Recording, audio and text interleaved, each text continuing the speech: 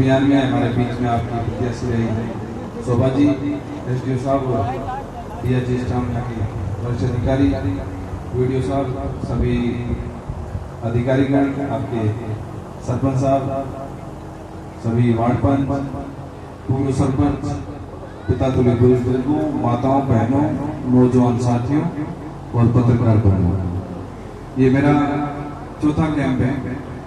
सुबह से मैं एक नगर पालिका और 2 पंचायतें देख के आया हूँ और हमारे जो आने का मकसद यही है कि सरकार की तरफ से ये महत्वपूर्ण जो अभियान चल रहा है, इस अभियान में आम गरीब आदमी को फायदा मिल रहा है कि नहीं मिल रहा, सरकार के जो निर्देश और दिए हैं उसकी पालना हो रही कि नहीं हो रही है। तो पूरे राजस्थान में जितने भी मंत्री हैं सभी परिवार के घर में हर जिले कर रहे हैं। आज के मुख्यमंत्री जी के निर्देश है कि सभी मंत्री लोग जनता के बीच में जाएंगे, उनकी समस्या को सुनेंगे और उनका निस्तारण करेंगे। आज सरकार के 22 डिपार्टमेंट आपके इस पंचायत बीजा के अंदर है, जो कि आप लोगों से जुड़े हुए हैं, चाहे राजस्व विभाग हो, चाहे पीएचडी हो, आरएसडी हो, वन विभाग हो, समाज कल्याण हो, सहकारिता विभाग हो, जैसे 22 डिपार्टमेंट। इन विभागों का जो आने का मकसद है यही कि आप लोगों की जो भी एप्लीकेशन है उससे पहले इन्होंने 2 दिन पहले प्री कैंप किए, संस्थाओं का इन्होंने चिन्हित किया कि सरकार की योजनाओं का आपको फायदा मिला कि नहीं मिला। इन्होंने पूरा डाटा जो है लगभग पूरे पाली जिले का तैयार किया है, कितने तो लोग सरकारी योजनाओं से लाभान्वित हो गए और कितने लोग ऐसे हैं जिनको अभी तक लाभ नहीं मिला। तो ये सब डाटा जो है प्रशासन के पास है और कोई पंचायत रह भी गई है उसका भी हम जल्दी डाटा तैयार करेंगे ताकि हमारी जानकारी में आ सके कि आप लोगों को हम किस प्रकार से लाभ पहुंचा सकते हैं। आज यहाँ पर 103 पट्टे आपके पंचायत में दिए जा रहे हैं।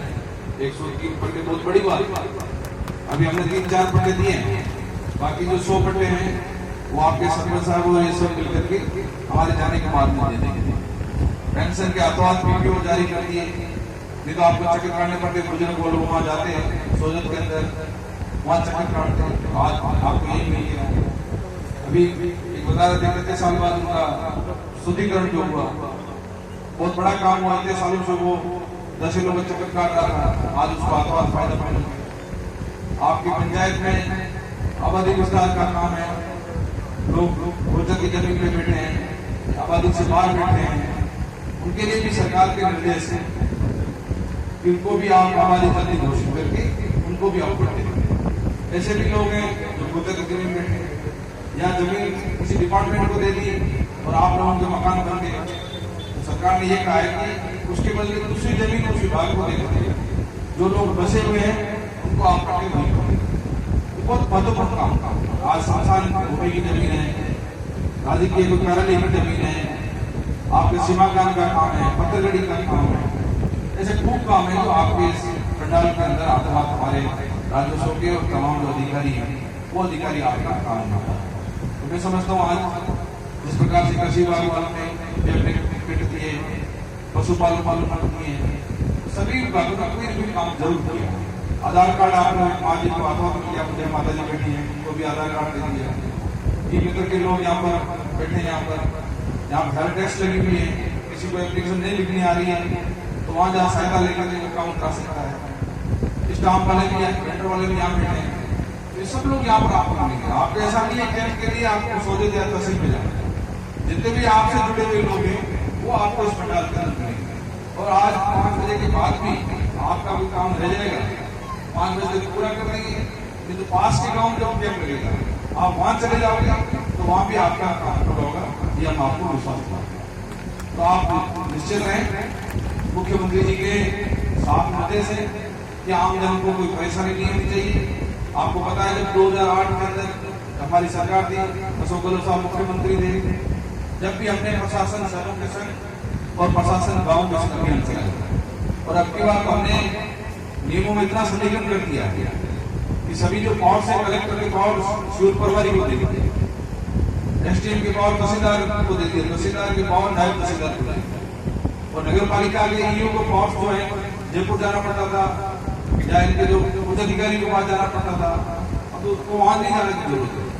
वहीं एक एम्पावर कमेटी बना दी, वो एम्पावर कमेटी निर्णय लेगी और आत्मवाद वहां काम देगी। तो पहली बार ऐसा हुआ है कि लोगों को घर बैठे सरकार जो है आपको पट्टे दे रही है, सब कुछ काम सरकार की महत्वपूर्ण योजनाएं खूब है। आपको हमको योजनाओं की जानकारी नहीं होती है। आज इतनी योजनाएं बन गई है, कभी कभी हम बताना भूल जाते हैं। आज देखो आप हमारे युवा साथी खड़े हैं, अभी हमने योजना लेके आए मुख्यमंत्री अनुप्रति खोजी योजना, गरीब माँ बाप का बेटा डॉक्टर बने, इंजीनियर बने, एसडीएम बने, कलेक्टर बने, डीएसपी बने, एसपी बने।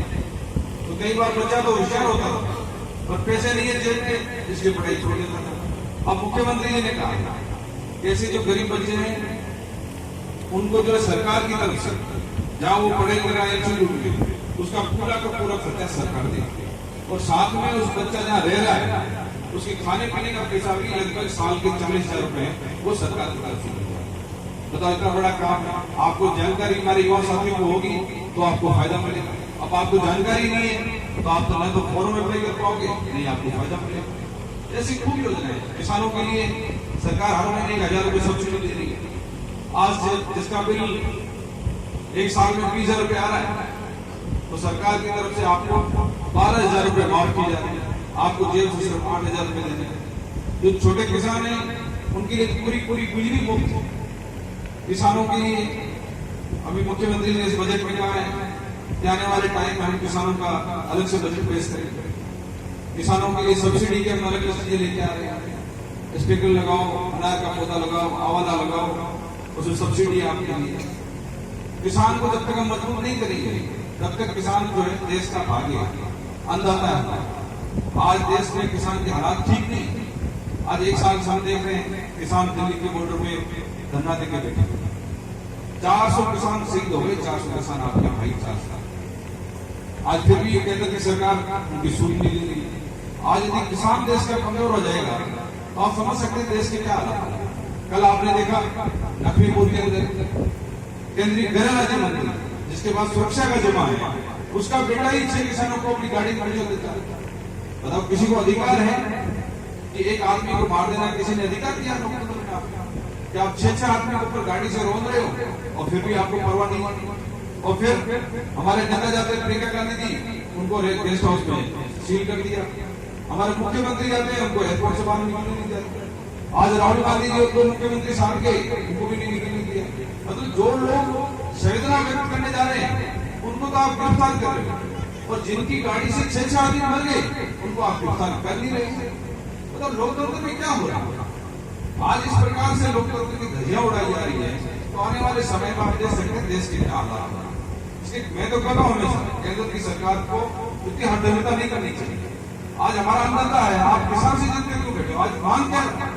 क्योंकि 3 आपके जो काले कानून है, इन काले कानूनों को वापस करो। इस कानून से किसानों का भला नहीं होने वाला। आप कहीं मंडी व्यवस्था खत्म कर रहे हो, एमएसपी देना नहीं चाहते हो, जब किसान को ये सब अधिकार ही नहीं होगा तो किसान की फसल न देंगे। तो ये हालात आपके सामने है। एक तरफ राजस्थान की सरकार है जो मुख्यमंत्री अशोक गहलोत साहब कह रहे हैं जो किसान के बैठे हैं, वो जानते हैं किसान की पीड़ा क्या है। वो कह रहे हैं कि मैं राजस्थान के अंदर किसानों का अलग से बजट पेश करूं, उनके लिए अलग कोर्स गठन किया, उनके लिए नई योजनाएं लेकर आ रहे हैं, नई सब्सिडियां दे रहे हैं, और एक तरफ किसानों को मारा जा रहा है। तो ये हालात सब आपके सामने। आप देखो महंगाई कितनी बढ़ रही है। आज गैस के भाव मनमोहन सिंह की सरकार थी 450 रुपए मिल रहा था, आज 850 रुपए सिलेंडर के हो गए। यही मानव वो कहते हैं कि भाई जुलाई योजना लेके आ रही है, मानव आपके आंखों में धुआं जा रहा है, हम धुआं से बचा रहे हैं। आज सब्सिडी खत्म कर दी, आज गरीब आदमी 800 रुपए सिलेंडर खरीद सकता है। आज डीजल पेट्रोल के भाव यही कहते थे मनमोहन सिंह की उम्र 80 साल, डीजल के भाव 80 रुपए हो, आज क्या है 102 रुपए भाव हो गए डीजल पेट्रोल, और दिनों दिन बढ़ते जा रहे, दिनों दिन बढ़ते जा रहे, रुकने का नाम नहीं ले रहे। यही जो वादे कर रहे हैं, लेकिन 2 करोड़ नौकरियां देंगे हम युवाओं को, बेरोजगारों को, आज नौकरियों को पता नहीं, महंगाई अपने कंट्रोल में नहीं आ रही। तो 2 आदमी के सोच रही है जो बड़े बड़े जो उनके साथी हैं उनका सोच रहे हैं, आम आदमी किसान युवा उसकी कोई परवाह नहीं। आज कोई ऐसी योजना नहीं है जिसका गरीब को फायदा है। इसे आपको सोचना होगा। ऐसे लोग जब आपके बीच में आते हैं उनसे पूछो आप कि आप जनता के लिए क्या करें। हम बता सकते हैं कि हमने गरीबों के लिए फला योजना लेके आएंगे, आने वाले टाइम में फला योजना लेके आएंगे। आज जो जीएसटी का पैसा आता है, जीएसटी में जो राजस्थान का हिस्से का पैसा है जो आप लोगों को खर्च होना है, जो केंद्र सरकार के पास जाता है, केंद्र सरकार जीएसटी का पैसा वापस नहीं देगी। जब वो पैसा वापस नहीं आएगा तब आप लोगों का विकास काम हम कैसे करेंगे। फिर भी अशोक गहलोत साहब ने शानदार बजट पेश किया। उन्होंने राजस्थान की जनता को विश्वास दिया है कि कोरोना के अंदर भी हमने शानदार काम किया। राजस्थान के किसी व्यक्ति को तकलीफ नहीं आने दी। लोग लॉकडाउन में रहे, घरों में अंदर बंद रहे, अलग बात, पूरे देश और दुनिया का तरफ था। पर राजस्थान के मुख्यमंत्री की इस प्रकार की व्यवस्थाएं थी कि लोगों को तकलीफ नहीं, जिनसे भी उन्होंने निवेदन किया तो आपने देखा मजदूरों के लिए फ्री सुविधा कर दी, एनजीओ के लोगों को खाना खिलाने आ गए थे। तो हालात ऐसे थे, अभी भी कोरोना है, हमें उनकी गाइडलाइन की पालना करनी पड़ेगी। सरकार की तरफ से जो कोरोना में लोग चले गए उनके अनाथ बच्चों के लिए पालना योजना लेके आए, उनके गरीब परिवार को बचे 1 लाख रुपए सरकार की तरफ से दी ताकि गरीब परिवार को सहारा मिले। ऐसी खूब योजना है, मैं बताऊंगा तो बहुत लंबा हो जाएगा। और जो यहाँ पर 22 विभाग के अधिकारी बैठे हैं उन सबसे मैं कहना चाहता हूँ कि आप जनता के बीच में आए हो, प्रशासन पूरा तो आपकी ये ड्यूटी बनती है। ऐसा नहीं है कि हम सुबह 10 बजे आ रहे हैं, 5 बजे हमें जाना है, खाना पूर्ति करने का। आप भी जनता के प्रति अपना संवेदनशील होकर के काम करें। आपके विभाग के पास या आपकी ड्यूटी है कि जो भी प्रार्थना पत्र आता है उनका निस्तारण करें। निस्तारण आपको नहीं हो रहा है तो उसका कारण बताएं। हम चाहते हैं कि यहाँ पब्लिक जो आए वो खुश होकर जाए, उनको लगे भाई प्रशासन को धन्यवाद। हम बात नहीं तब कहें ऐसा प्रशासन आया था, गाँव की चौपाल में चर्चा होनी चाहिए कि हमने प्रशासन आया और हमारा इतना लाभ हो गया और लोग वापस डिमांड करें प्रशासन हमारे गाँव वापस आना चाहिए। जब ये काम करोगे तो जनता को फायदा मिलेगा।